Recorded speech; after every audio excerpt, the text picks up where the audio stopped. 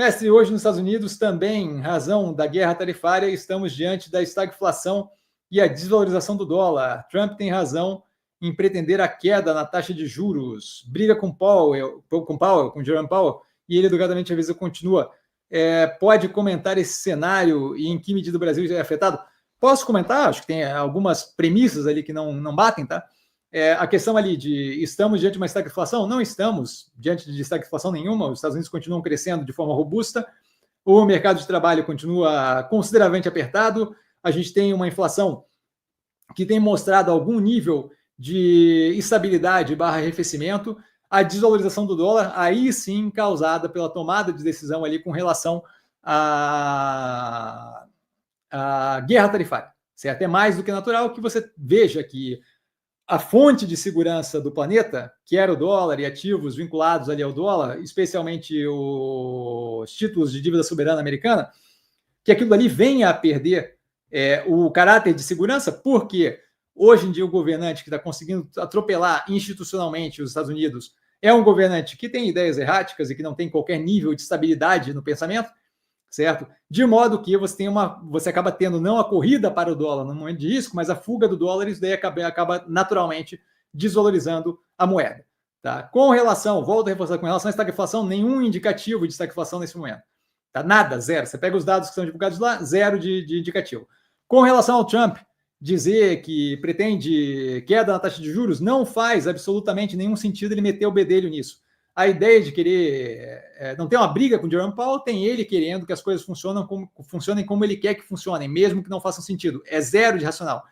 Jerome Powell está fazendo um baita trabalho à frente do Fed, ele tem que manter essa dinâmica não permissiva com relação às mudanças que estão acontecendo. Quando você começa a alterar estruturalmente a economia americana, ele tem que sentir o impacto daquilo em taxa de inflação para aí poder querer tomar alguma decisão com relação aos juros, e nesse momento a gente viu algum nível de aumento nos últimos períodos da pressão inflacionária, mesmo que pequeno, de modo que não estimula uma redução contínua dos juros. Então, absolutamente equivocado o Trump, novamente, pela enésima vez, certo? Com relação a querer meter a mão no Banco Central, e me lembra claramente a Dilma, certo? O que ele está falando agora com relação ao Powell é a mesma coisa que a Dilma falava com relação ao presidente do Banco Central quando não queriam baixar os juros, e ela fez aquela besteira de trocar o presidente do Banco Central, forçou a baixa dos juros, e a gente viu o resultado que teve na economia americana, na economia brasileira.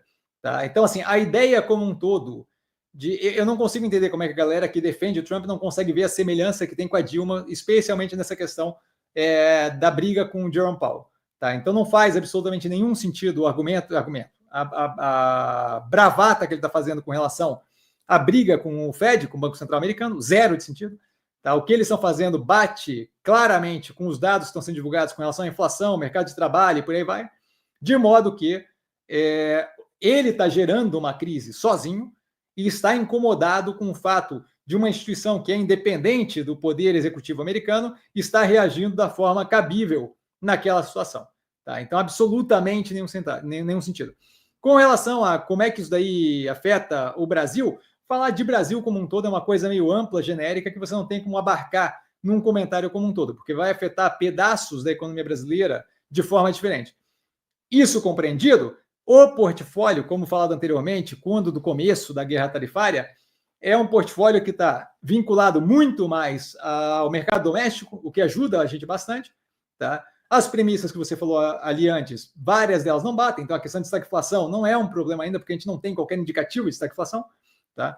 Mas com relação ao portfólio, as operações que a gente tem vinculadas ao mercado americano são operações que são afetadas de forma muito pequena ou não afetadas de forma alguma, como é o caso da Minerva, certo? Porque você não consegue, você vai causar uma convulsão no mercado de carne americano se você cortar a exportação, importação por parte deles, exportação por nossa parte, ou então que são partes da operação que já estão em um momento de sofrimento e que não vão ter grande efeito por causa da condição da economia americana como um todo, que é o caso da Alpargatas, que já está sofrendo com a parte externa dela, seja a Europa, seja os Estados Unidos, ou então a parte da Resia com a MRV, que se você tiver problemas atingindo a Resia por causa da economia americana, é porque a coisa como um todo já afundou. De modo que não vejo chegando naquele ponto, antes disso se puxa o freio de mão, antes disso se faz uma meia volta. Tá? Então, com relação ao Brasil como um todo, a gente terá efeito. A gente tem efeito aí de redução contínua dos preços de aço, por exemplo, que foi comentado aqui no canal. Uma vez que eu tenho o fechamento de um mercado relevante do aço global, o que sobra, que não é mais competitivo, que entraria nos Estados Unidos, o que sobra, que não é mais competitivo, acaba inundando outros mercados. A gente deve ter a continuidade da redução do preço do aço aqui no Brasil, que afetam operações como Usiminas, Gerdau e por aí vai, certo? A gente tem, com guerra tarifária, o estímulo para o arrefecimento ainda maior do crescimento global, que vai afetar preço de minério e por aí vai, tudo que é vinculado e que tem preço definido pela economia como um todo, soja, milho, minério de ferro, petróleo, por aí vai, a gente tem visto isso acontecer, e isso daí vai afetar algumas operações, Petrobras, PetroRio, a própria Brava, Vale e por aí vai.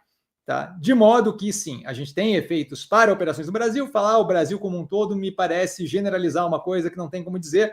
Para o portfólio especificamente, não vejo como negativo, vejo inclusive como positivo, dado que quando eu tenho maior arrefecimento do crescimento global, não supondo apocalipse, o que me acontece é que eu tenho uma redução dos preços de forma generalizada, especialmente commodities que têm preço definido de forma global, de modo que eu tenho uma contratação de deflação, que é isso que a gente está vendo. A gente viu agora, por exemplo, o início de uma redução de diesel aqui no Brasil pela Petrobras. Por quê? Porque o petróleo afundou consistentemente. Eu vi o preço do petróleo agora e você tem uma queda contínua, mais 2% aí do petróleo, certo? Batendo ali eu não lembro qual é o mais caro, o WTI ou o Brent, mas um deles em 64, o outro deles em 60, o que são preços aí bem baixos comparativamente com o que a gente tinha pouco tempo atrás. Isso contrata deflação lá na frente, contrata deflação, redução da inflação, como você quiser chamar, mas contrata redução da pressão do aumento dos preços.